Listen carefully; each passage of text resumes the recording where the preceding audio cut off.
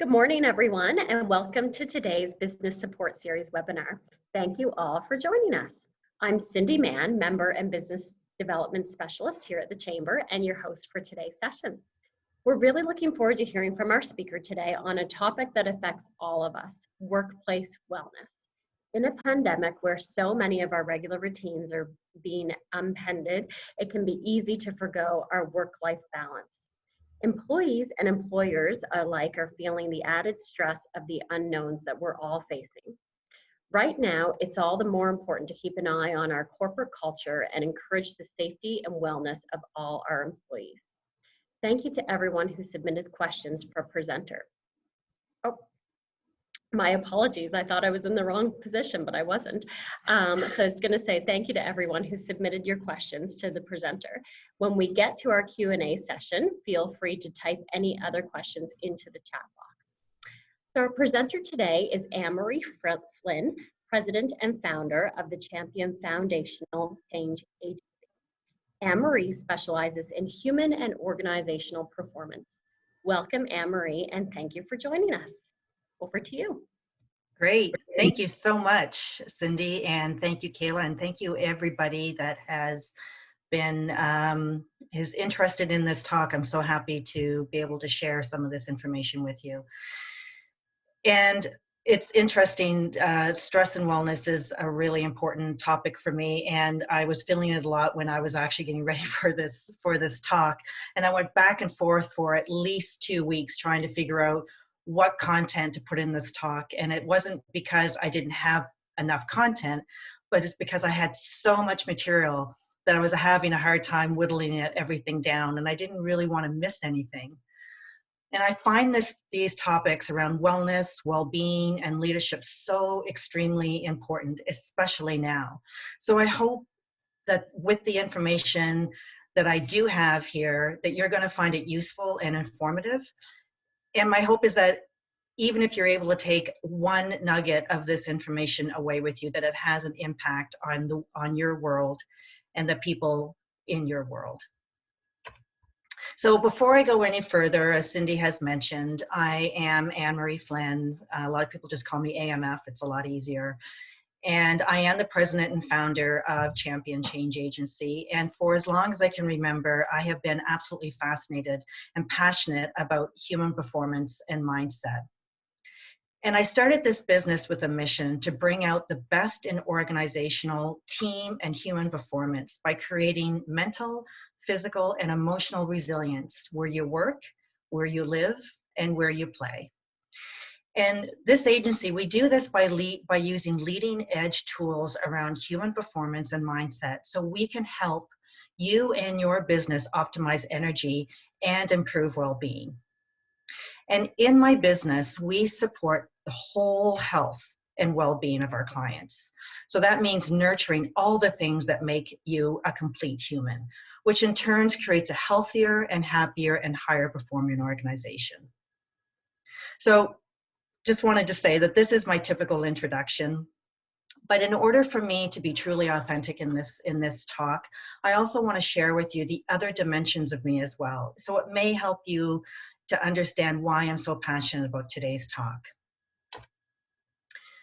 So from the outside, what the world has seen about me, or at least the feedback that I get about me from other people, is that it appears that I've had and continue to have a very successful and privileged life. At age 21, I became Atlantic Canada's very first female military scuba diver. I had a 30-year career, an amazing career with one of the world's best Fortune 100 companies. I have a wonderful family. I'm also a pro athlete, and at age 54, I'm actually ranked 7th in the world in the sport that I compete in. And as I mentioned, I'm also the president and founder of my own business. And over and above all of that, I have a multitude of certifications and credentials where I can put a lot of letters at the end of my name.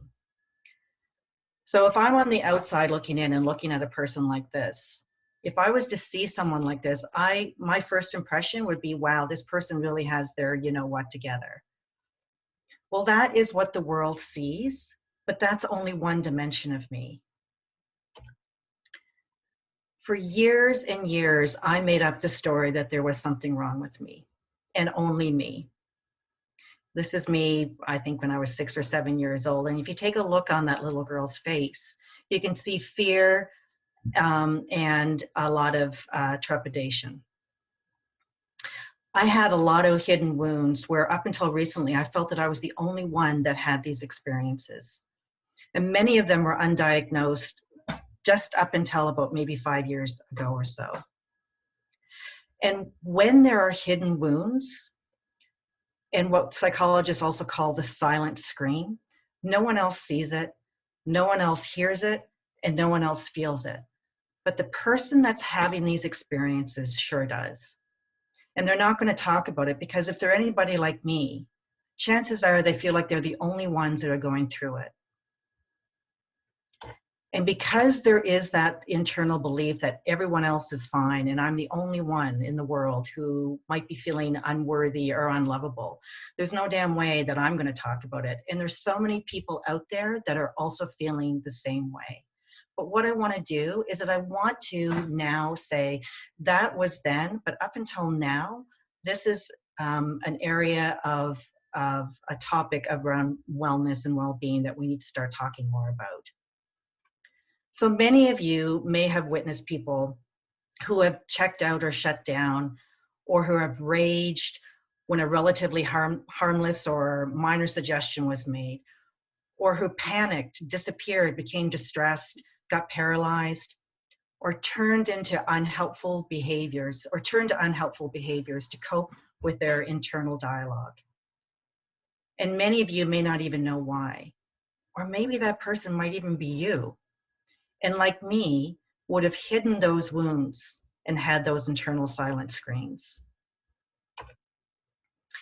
The Conference Board of Canada recently released findings, this was before COVID, that shows how productivity productivity is lost due to mental health experiences like depression and anxiety. Just look at it, $32 billion a year alone just around depression. $17.3 billion a year around anxiety. So solving for mental health and wellness will be the biggest future opportunity in the industry of workplace wellness and well-being. And we're already being faced with an employee burnout and mental wellness before the COVID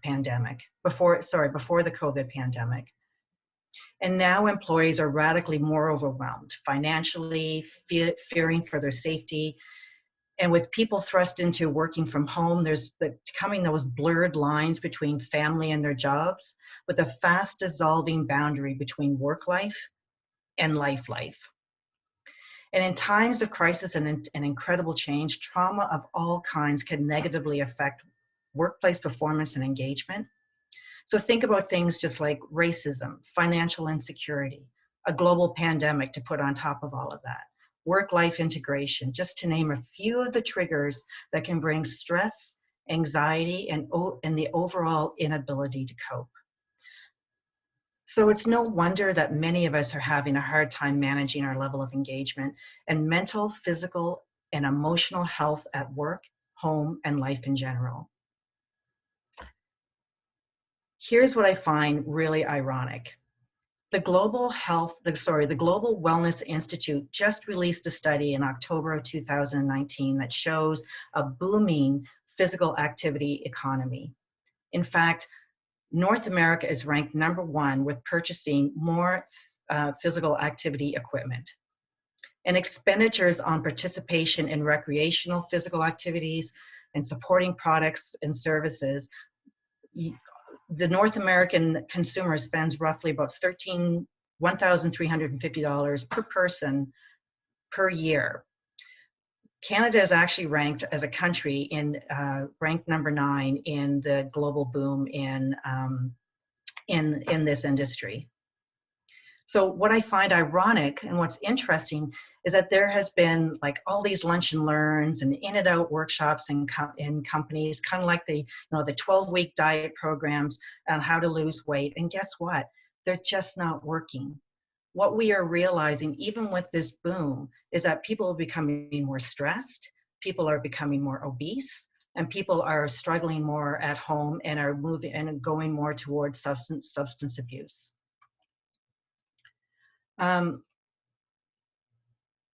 So, sorry, there's a chat I just didn't see. Okay, sorry. I thought it was for me. So they're not working because we're not getting to the root of the issue. And that root is stress, trauma, work-life blurring, where energy is tapped out and people are feeling burnt out, and unhealthy individual and company cultures. So no wonder many of us are having a hard time managing our health, and no wonder workplace performance and productivity is hurting, especially now. So even with all that we've experienced lately, for many of us, we still have the capacity to change and to thrive.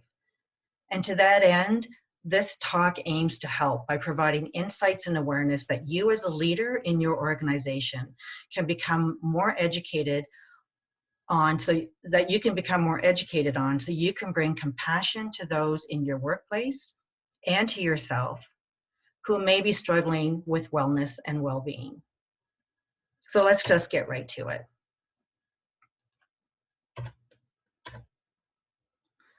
So as I said, I have so much that I can talk about and so little time. So I decided to break this up into three parts.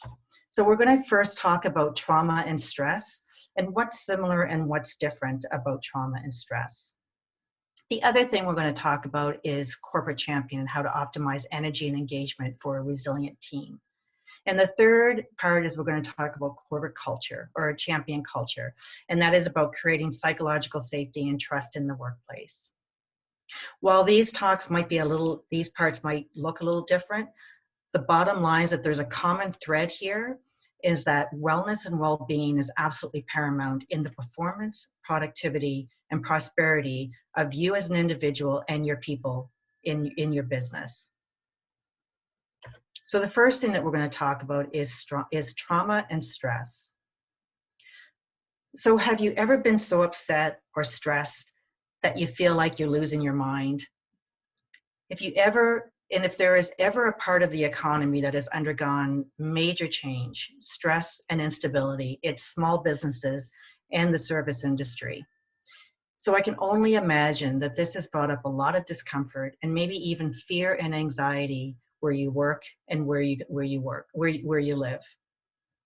And that can bring up a lot of stress and maybe even trauma. So what is trauma and how is that different from stress? Well, stress, by definition, is the body's reaction to any change that requires an adjustment or a response. And the body reacts to these changes with physical, mental, and emotional responses. In other words, stress is anything life brings our way that has the potential to upset our equilibrium. Now, trauma, on the other hand, is anything that overwhelms our existing resources and ability to cope over an extended period of time. What's interesting here is that traumatic experiences are always stressful, but stressful experiences are not always traumatic. Now, in a few minutes, I'm going to expand on some examples of trauma so you can get a better understanding of just how vast and prevalent it is. But first, I'm just going to talk about what I call good stress and bad stress. So there is good stress and there is bad stress. And then there is that sweet spot. We've probably all experienced all three. And it's actually really healthy to have some level of stress in our life. For the simple process of living, it's really the process of having stress imposed of you is actually very, very normal. So when stress is too low, you can feel lethargic, bored, unfocused, directionless, and without a sense of purpose. And when you start moving towards your sweet spot, you can start to feel more energized, alert, explore the edges of your comfort zone. You balance the stress with rest and recovery, which I call intentional disengagement. And then you hit that sweet spot.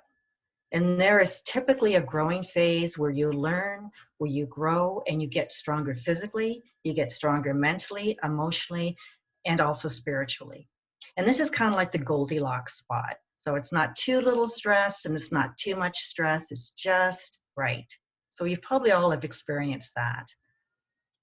Now, when stress starts to become too high, you can start to feel anxious or obsessive or panicked or flailing, feeling stuck, feeling numb. And the stress hormones start to get out of whack, and there's typically not enough rest and recovery. And if that continues to go in that direction, eventually the system ends up crashing and burning.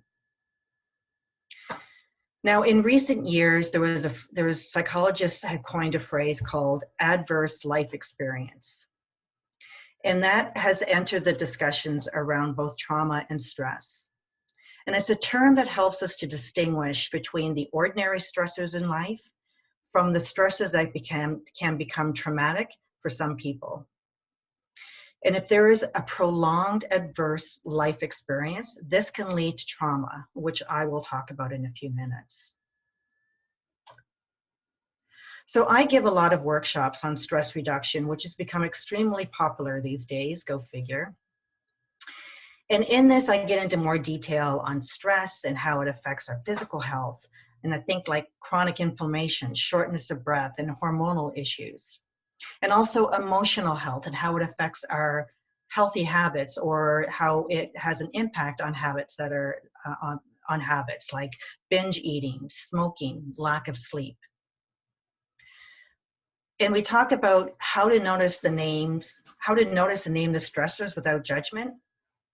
And we also look at doing things like looking at things for inspiration and energy, like setting effective goals that are specific and measurable, challenging but realistic.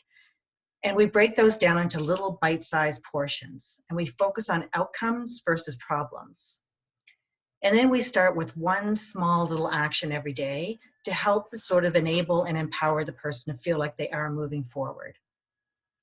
And we also discuss ideas for rest and recovery, which is so important. And like I said, I call this intentional disengagement.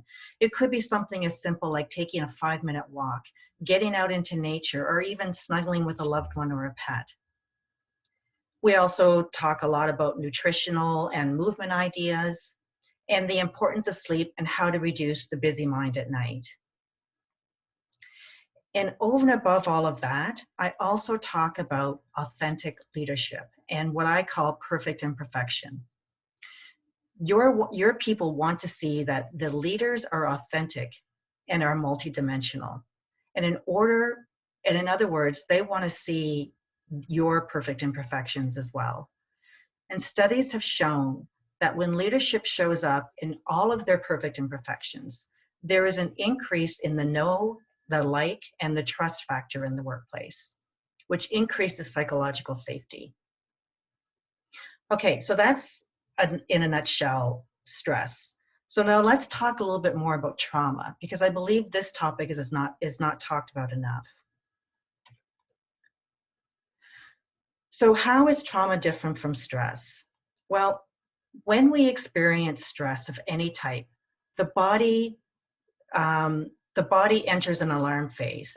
And in a normal situation, we eventually recover and get back to our baseline, or maybe even come away feeling stronger and more resilient, especially if we're in that stress sweet spot that I talked about.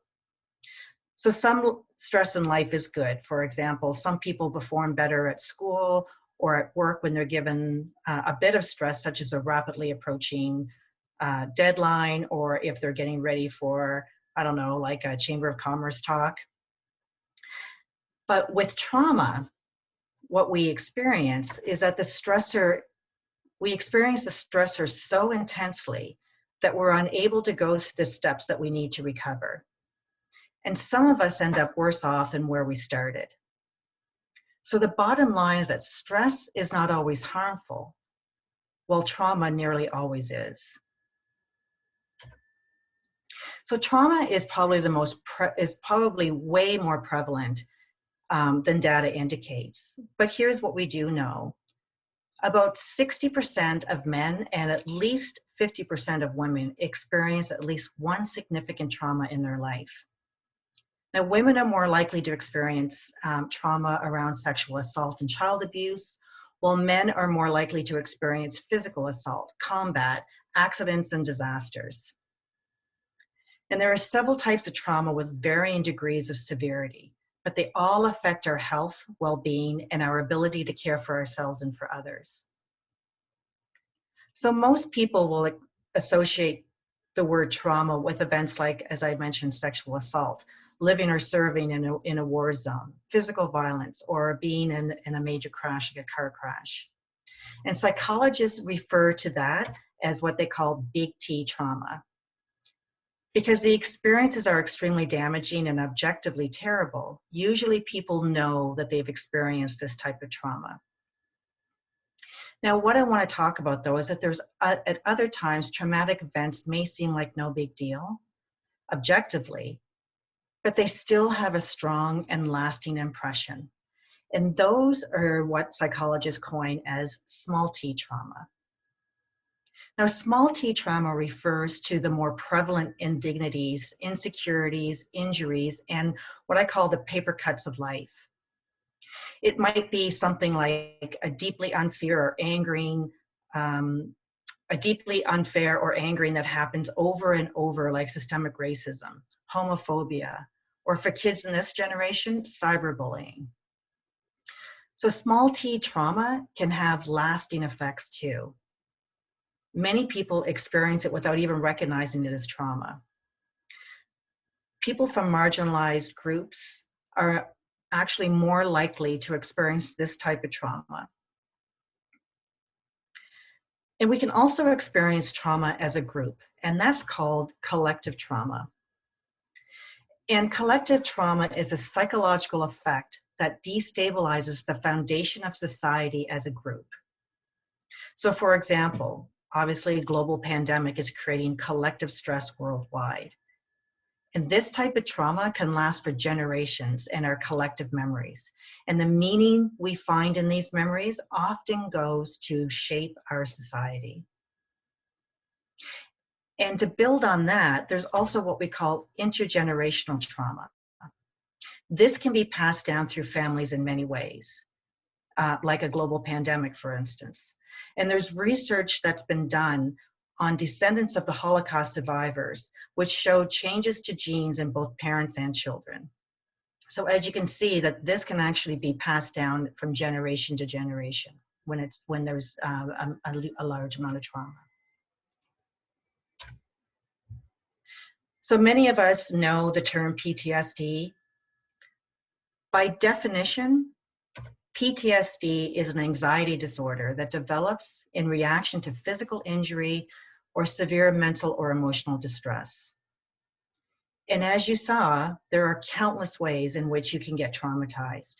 And if that trauma gets imprinted into your brain, that's what develops PTSD.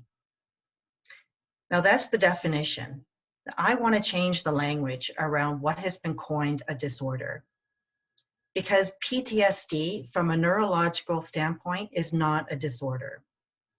What it is actually a reordering of your neurological and sensory pathways so that you can survive in a really dangerous or a perceived dangerous situation.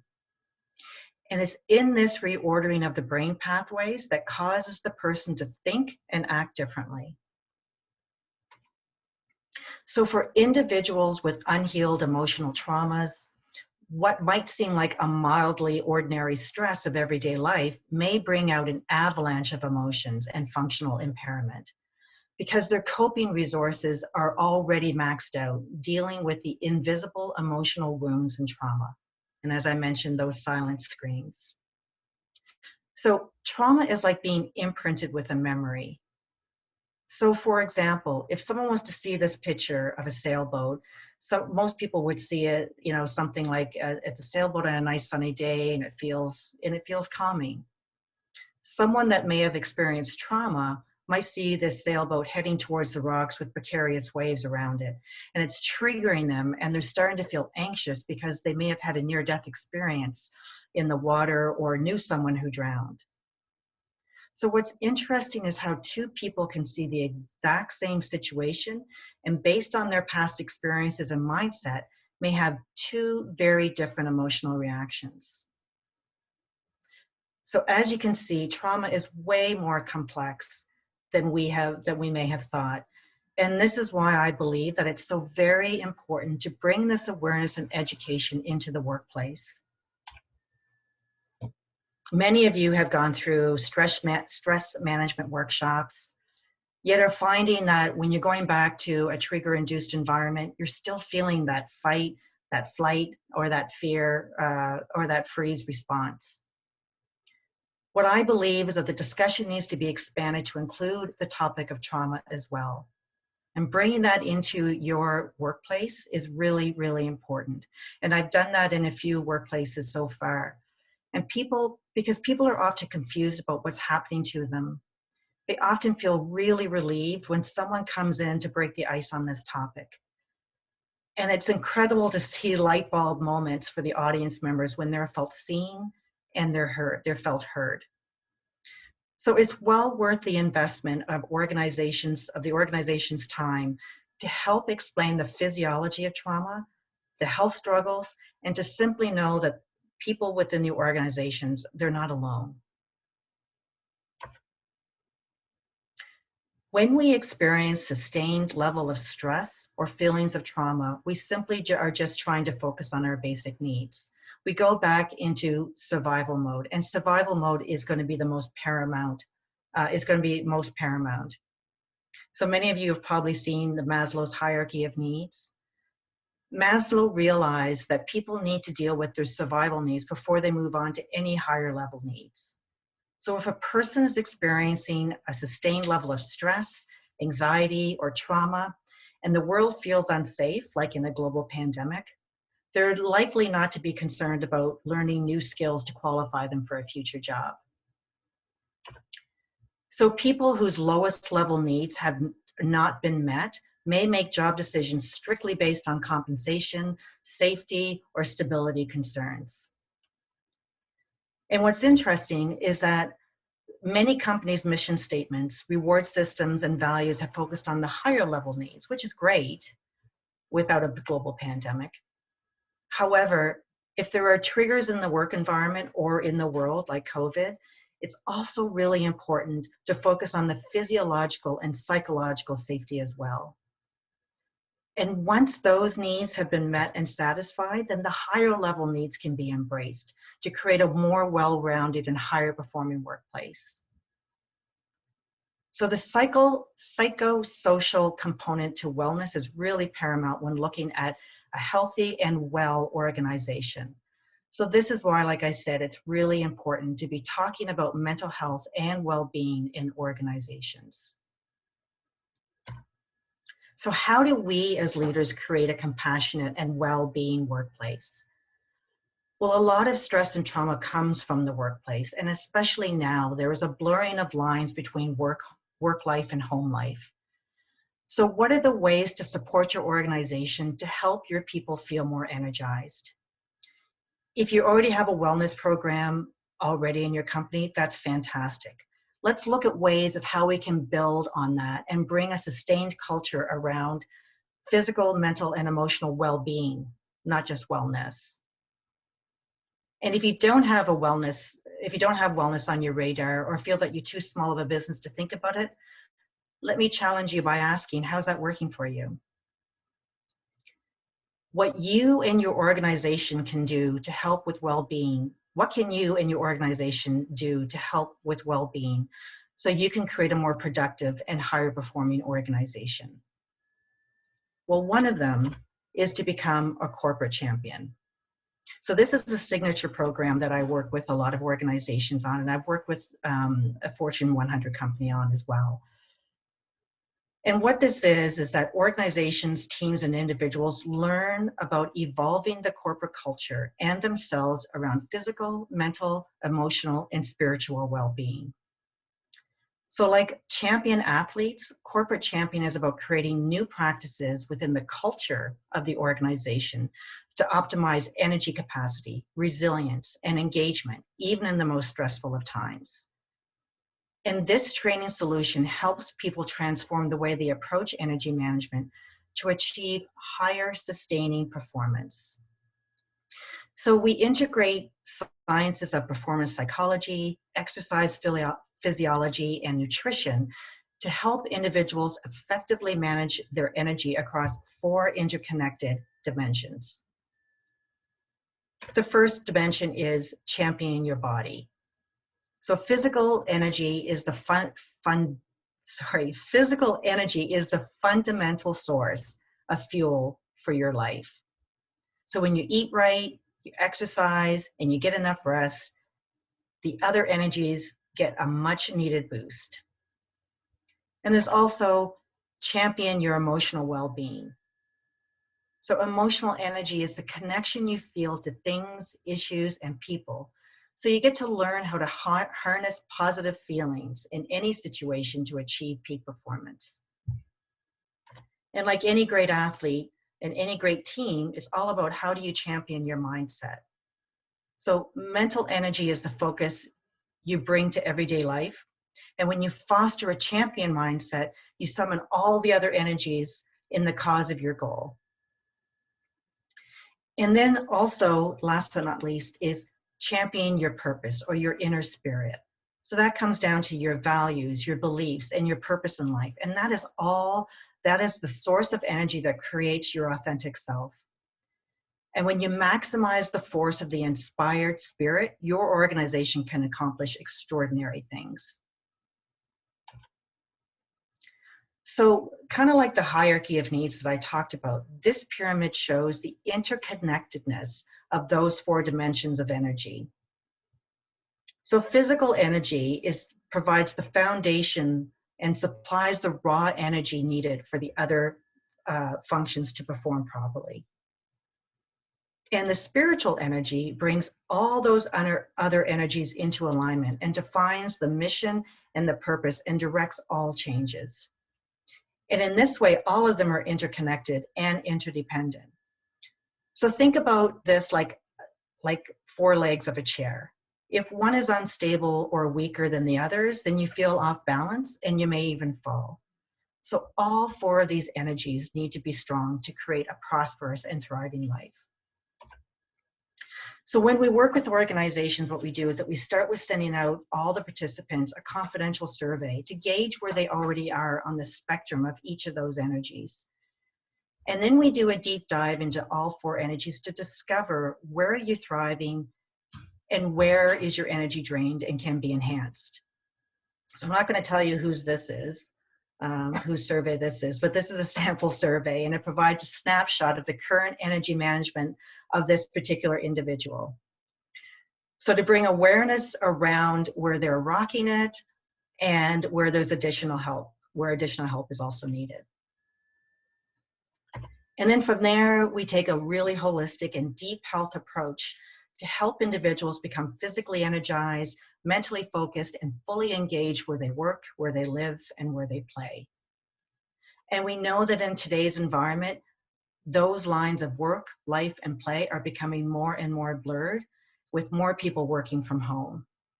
So we also work on creating a resilience map to create a blending approach versus an either-or approach to work, life, and play. So instead of either or all or nothing approach to life, what we do is that we talk about creating oscillation, where there is intentional engagement and intentional disengagement throughout the day to help with recovering and recharging physically, mentally, and emotionally. So you can stay true to your values and your purpose. And when we find an area of energy that we want to improve, we again approach this improvement in baby steps versus an all or nothing approach. And what we do is we do this through what I call the dial method. So if we were to consider an area of life where we want to change or improve, what we would do is that we would work with the client and say, what is the absolute most I can do? That would be your 10. And then what is the absolute least I can do to help with improvement and help myself moving forward? That would be your 1.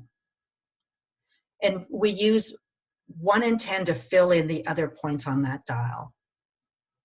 And and then what you get to do is you get to refer to your dial when life gets busy or when it slows down. And this dial method can be used in basically any aspect of your life. So here's an example of one that I did when I was working with another organization. In this organization, we were wanting to focus more on the movement of the busy person.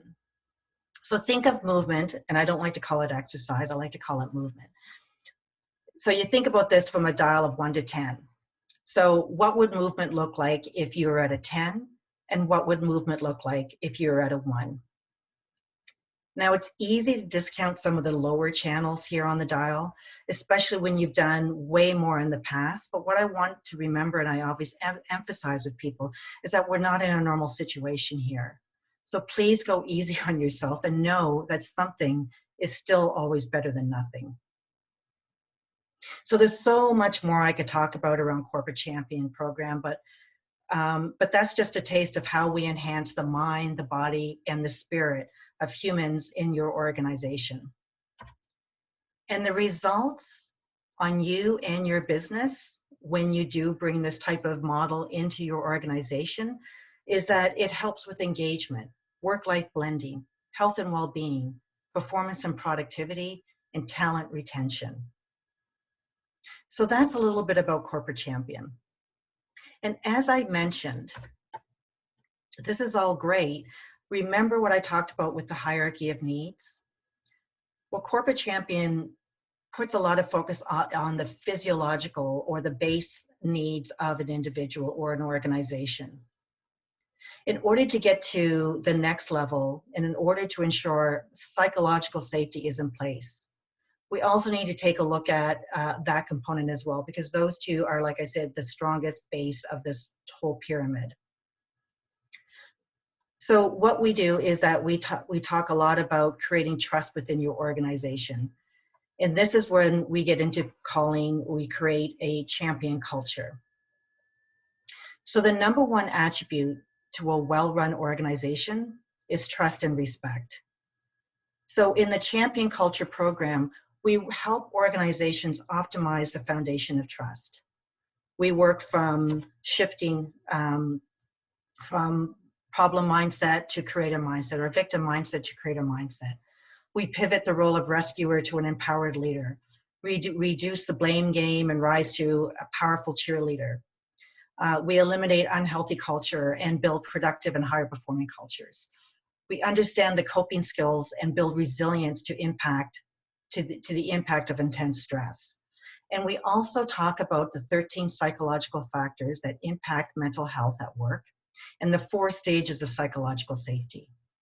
Now, in the essence of time, I can't get through all of them, but I will briefly talk about how you can shift your mindset from victim mode to creator mode with some simple and effective shifts in self-talk. So one of the things that I hear a lot from a lot of clients, whether it be individual or organizations, is the words yes, but. And what ends up happening is that but is a stop word. And anything that happens, any words that happen after the word but is what the person is focusing on. So what we do is that we work with the client or the organization, if it's in a group setting, about shifting that talk from yes but to yes and. What we can also do too is we can take the person out of rescuing mode, where we kind of say, oh, I'll just do it for you if they see a victim. What we do is we change that concept from I'll do it for you to one of becoming an authentic champion cheerleader. It's like, I know you can do it. And again, we get into a lot of more steps as to how we make that happen. And I talked about authenticity. One of the things that we hear a lot from when we're going from victim mode to champion mode is I am. And everything I am is some of the 2 most strongest words in the English language, because everything that happens after the words I am is your belief system. So if people are saying I am scared, I am a failure, I am unworthy, that is the belief system that they have.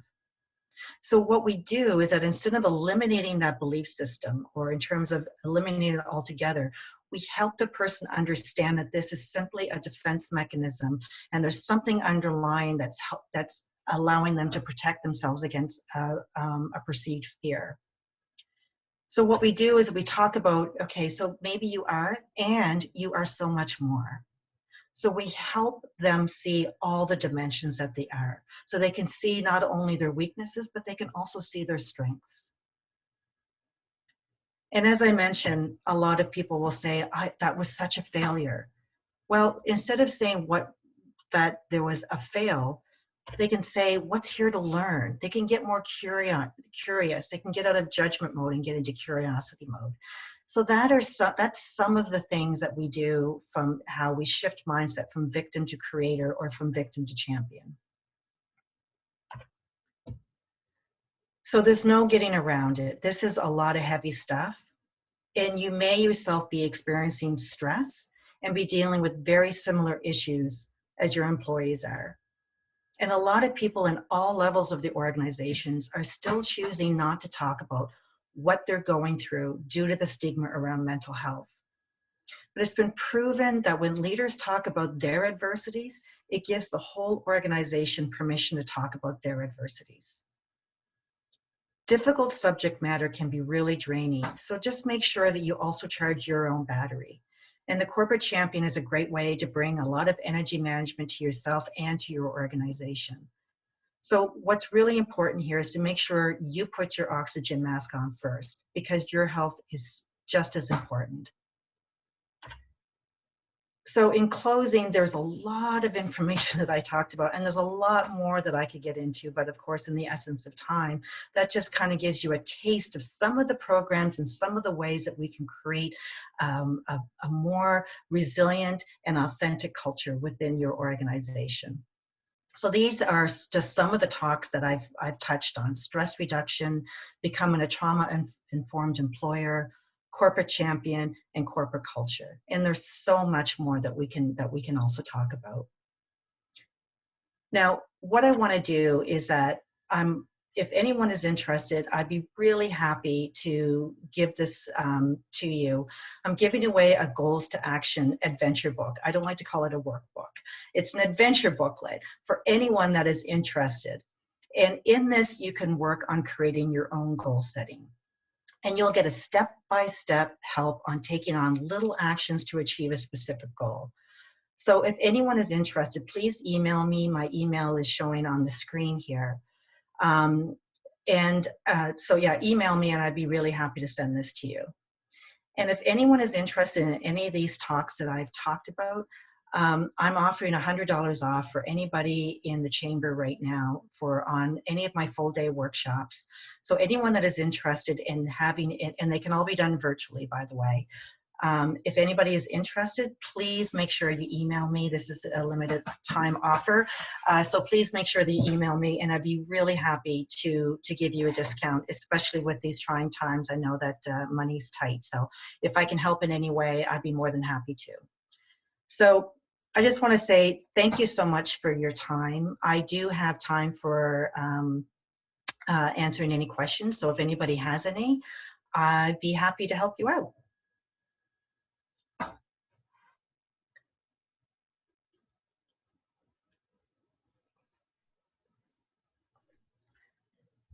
Thank you, Anne-Marie. Can you hear me right now? I can hear you, yeah. Yep, okay. So I think that my camera's going to come back on in a second, but thank you. What an incredible presentation that was. So just a reminder to everyone on the call, if you do have any questions for Anne-Marie, then please submit your questions in the Q&A box at the bottom of your screen. But we have a couple here that came in. So Anne-Marie, one question: if we're all working from home, how can we ensure that our employees are doing well? Right. Well, that is I'm getting a lot of feedback here. And that is something that people are working through. We are all going through immense change right now. And what we are talking about here is how do we integrate, wellness at home and at work. And this is where, like I say, corporate champion is is a really great way to start. bringing authenticity into the workplace is going to be really, really important. And the other thing that I want to say too is that how can we bring wellness into the home life as well. So this is one of the things that I've augmented the Corporate Champion program, where we are talking a lot more about how do we integrate and how do we blend the work life and the home life, and how do we create boundaries within that. So psychological safety is really, really important as well. And if we can start having those safe conversations about what the reality is at home, I think that's really the first place to start.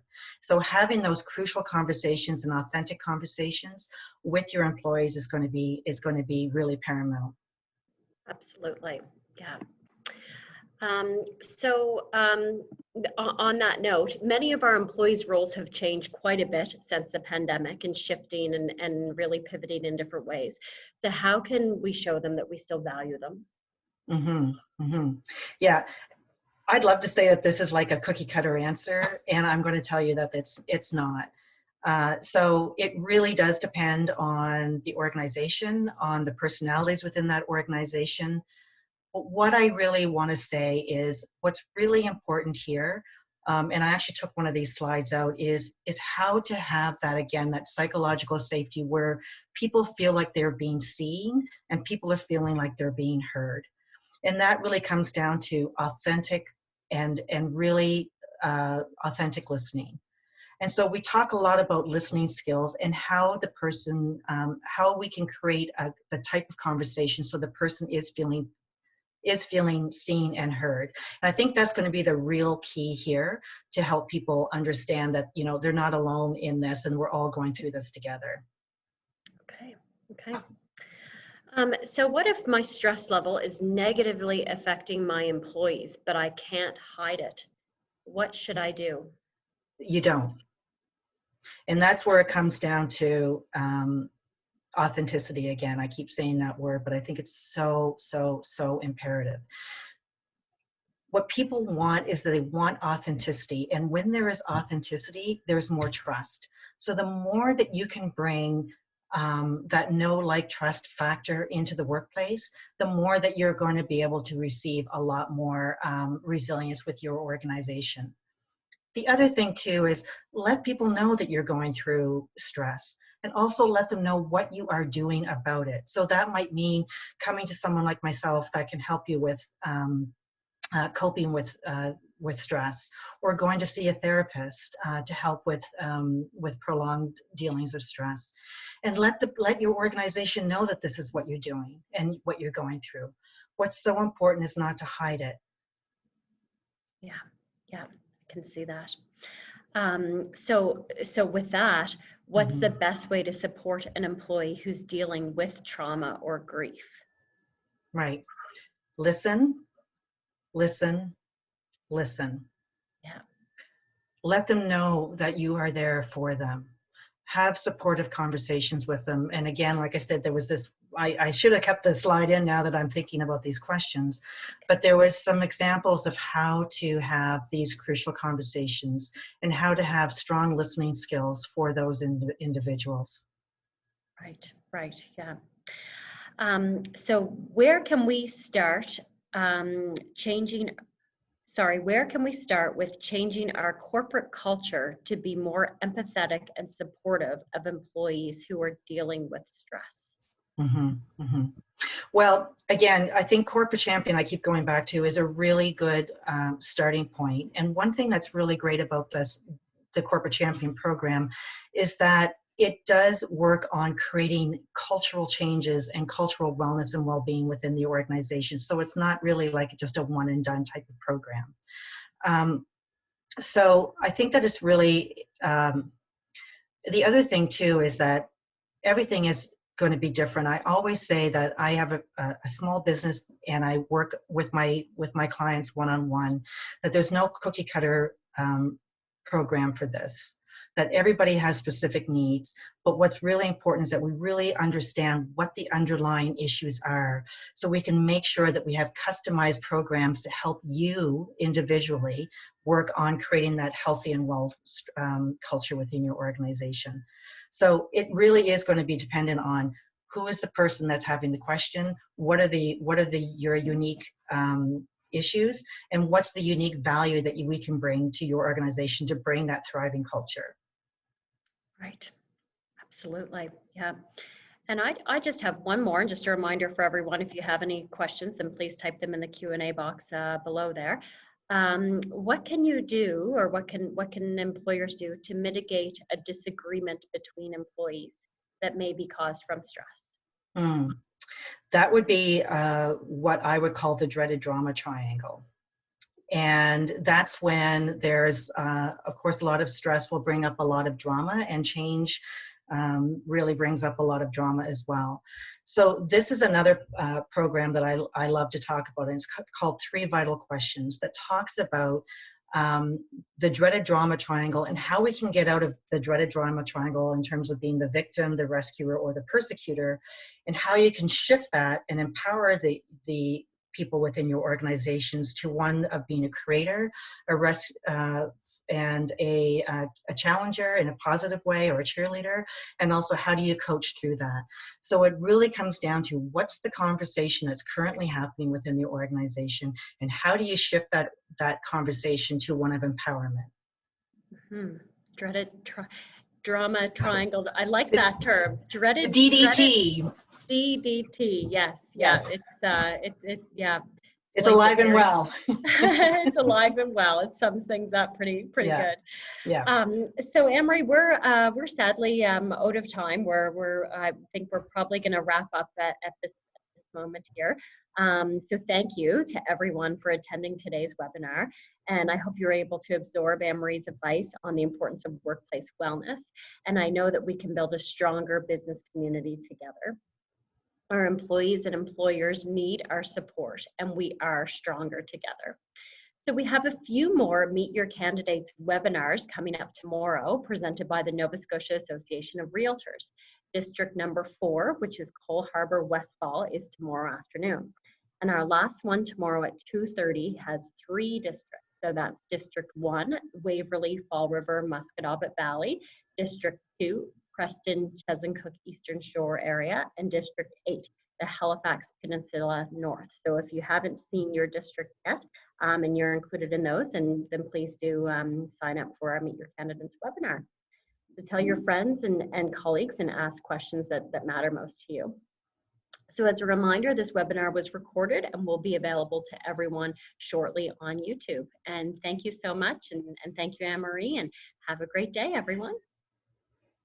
Thank you. Take care. Thank you.